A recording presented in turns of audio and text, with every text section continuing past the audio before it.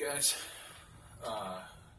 was doing some more study and research after we did that little thing on the mark of the beast, and I hope you got something out of that it kind of triggered some thought process in you concerning the 666, which isn't this mark that ends up on your hands or your forehead. That could be part of it, but that's not the end-all be-all of the mark of the beast. If you want to see more, go and look at I have a 3-part with a fourth one. Well, what do you do? If you realize, whoa, that's implying a whole lot there, Nate. But hopefully it got you to think. And then I started reading Matthew 24, and it's pretty interesting. And I'm going to kind of drift out there. I don't know what I'm going to call this video, but do you remember Ison or Wormwood that happened in, I think, 2013? This comet was coming through during the blood red moons and during one of the feasts, and everything was in place, and everybody was getting excited about, oh my goodness, it could be the end of the world, that this comet's going to crash into the earth, and lo and behold, nothing happened. Or did something happen? And even at that time, I was thinking that, maybe something was going to happen, but it just wasn't obvious. Kind of like the time of the Jews, when Yeshua came on to the scene, most of them didn't know that he was on the scene because they were all looking for this specific thing. So I was trying to think outside the box, like the mark of the beast. I'm sure you may never have even heard of that thought process, that it has to do with what you think, what you do, and what you feel concerning Yahweh or the world or whatever. Anything that you put above Yahweh is in his ways. That's the key one, because he has specific ways that he marks his children. So anything outside of how he marks his children specifically would be the mark of the beast. But anyway, there's more detail there if you want to look into it. But Ison was also known as Wormwood. If you do the research, I don't have it right in front of me, but I remember looking into it. It was also known as Wormwood at that point in time, and the meaning of that is bitterness. And so it said that it would land in the waters, and it would turn all the waters bitter. And lo and behold, if you think about it just for a minute, you might realize, you know what? There's a whole lot of bitterness on the earth right now. The media is trying to get everybody to get in arms against each other in one way or another. The politicians, against one another, against the president against everybody, and Russia, and there's a whole lot of bitterness within the race. They're trying to bait us with race. They're trying to bait us, cops against the criminals or blacks or whatever. I mean, there's a whole lot of bitterness going on right now. So when I was reading Matthew 24, I started to think in that process that maybe this whole thing with the mark of the beast and this solar eclipse and September 23rd, maybe it's a little more subtle than that. It's not so in your face. So let's take a look and see if something matches up here. So in Matthew 24, it's talking about when Yeshua was leaving the temple, and he says to his disciples who came up to show him the buildings of the temple, and Yeshua said to them, "Do you not see all these things? Assuredly, I say to you, not one stone shall be left here upon another that shall not be thrown down." Now, as he sat on the Mount of Olives, the disciples came to him privately, saying, "Tell us when all these things will be, and what will be the sign of your coming and of the end of the age?" And Yeshua answered and said to them, "Take heed that no one deceives you." Take heed that no one deceives you. I think pretty much that word deception is all around, and we know that Hasatan is the biggest deceiver of them all, and then there are some that follow his ways, obviously, but then there's the subtle ones. It's the ones that are so subtle you can't tell, unless you really study your word, you're not going to know who's really deceiving you. I know a lot of Catholic friends that just go by whatever they're taught. They don't read for themselves. They don't read anything. They just kind of go with whatever the priest says. It's dangerous. Just take it through the whole gambit. Even in our circles, we have to be very careful in the Messianic circles, because you have your Messicostal, you have your Baptist-costal, and if you're not paying attention, you can get caught up in everything that you were in before. So just go back and read and pray. But anyway, take heed that no one deceives you, for many will come in my name, or come in my authority, saying, I am the Mashiach, and will deceive many. So now I'm coming to you, and I'm claiming that I am coming in his authority, in Yeshua's authority. It's your responsibility to go back and verify everything that I say. Okay? It doesn't matter who's teaching you, because he says there's going to be many that come claiming to know him and come in his authority and will deceive many. Okay? It's not people coming to you saying that, oh, I'm Jesus, or I'm whoever. It's those claiming to come in his authority, that they have his authority, or their anointing, or their appointing, claiming that, and it's our responsibility to vet them out to see if they actually line up with what the word says. So take heed that no one deceives you, and there's a whole lot of deception out there, so make sure you pay attention. All right.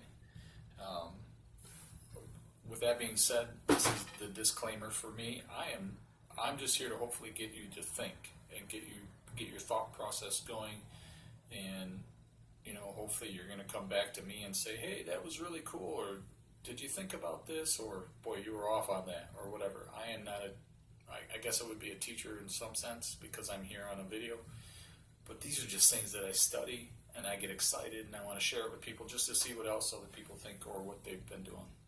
So, and you will hear of wars and rumors of wars. See that you are not troubled, for all these things must come to pass, but the end is not yet. For nation will rise against nation, and kingdom against kingdom, and there will be famines, pestilence, and earthquakes in various places. All these are the beginning of sorrows. So all of those things are going on right now. I don't have to explain to you. You can just turn on the news and see all of this stuff going on. The newest thing, or kind of new, is this chip that's going in people in Wisconsin. Well, it's not going to end there. It's going to get more and more, and we're not going to be able to buy or sell. Eventually, it'll end up in our medical system. I won't be able to work as a nurse because it'll be required for me to have it. I'm not taking it. Even though it's not the totality of the mark of the beast, I'm not putting it in my body. This body is the temple of the Holy Spirit. I'm going to treat it as such. I do my best to try to keep it healthy and submissive to my King.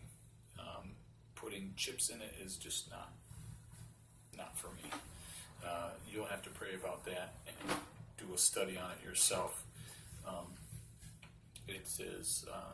It may be convenient, it may be a whole lot of things, but I don't believe it's Yahweh's way. I don't think that's what Yahweh wants for us, is to put stuff like that in our bodies, especially when it's got the mark of whoever on it, however you want to translate that. So let's continue on. We're at verse 9 in 24. Then they will deliver you up to tribulation and kill you, and you will be hated by all nations for my name's sake. And then many will be offended, will betray one another, and will hate one another.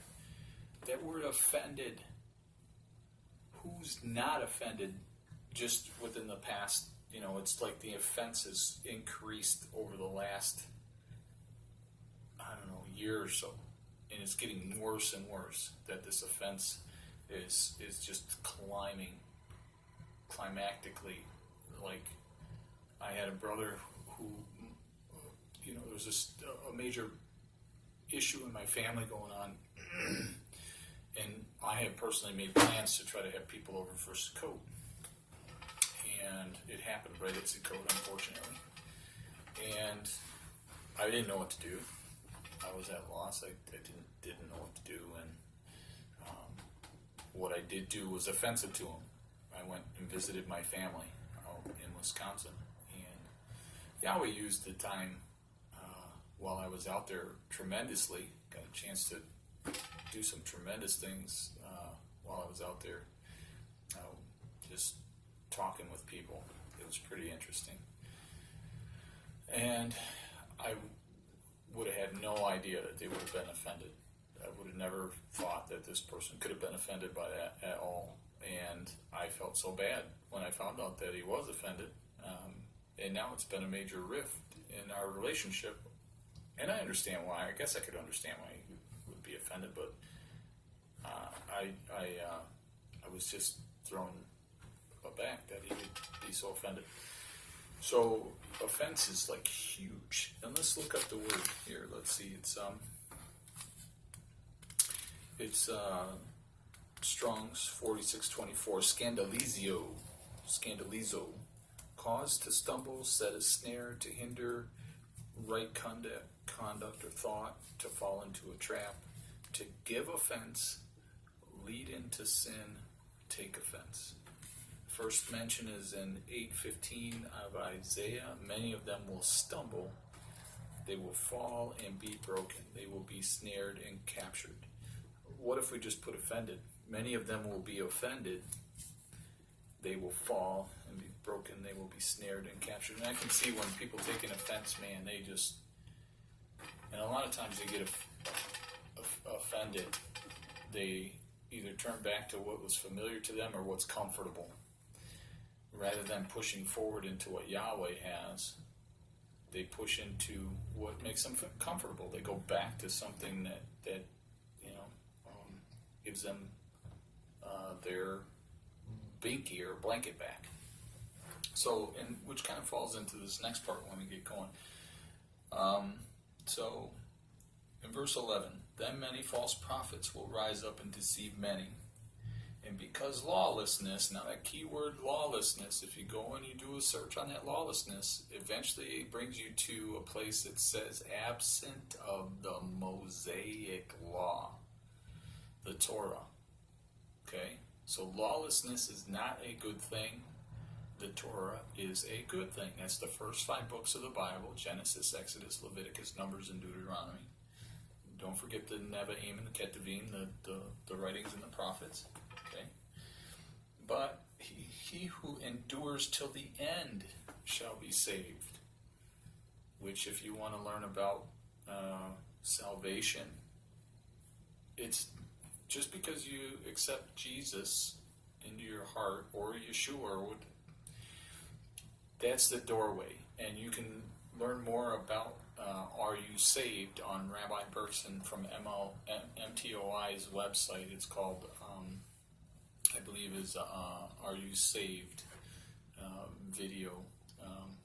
And you can go and it'll bring you to a place. And it basically, right there, if you just read those who endure to the end, well, we're not at the end. So are we saved?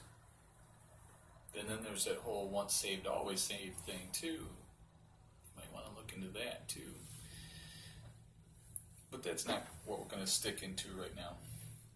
And this gospel of the kingdom will be preached in all the world as a witness to all the nations, and then the end will come. What's the gospel of the kingdom?